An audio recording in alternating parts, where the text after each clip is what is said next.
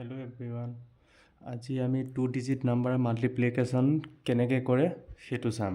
এতিয়া চিম্পল মেথডটো হৈছে, এতিয়া যিকোনো এটা নাম্বাৰ ল'লোঁ 45 আৰু 65।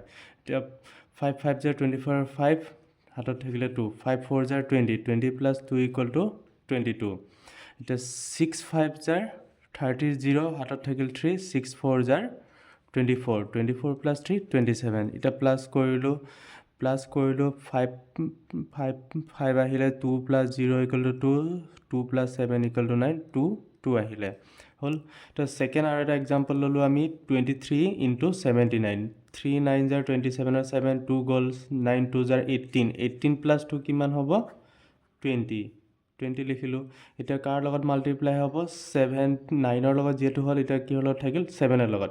এতিয়া 7 ক'ত আছে, ইয়াত আছে, সেইকাৰণে 3 7 জাৰ 21 আৰু 1 ইয়াত লিখিছোঁ 7ৰ তলত।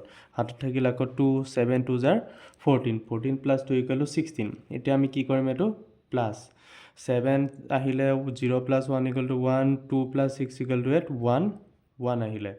মাল্টিপ্লিকেশ্যনত সদায় কি কৰিব লাগে, যোগ কৰিব লাগে, আৰু ডিভিজনত সদায় কি কৰিব লাগে, মাইনাছ।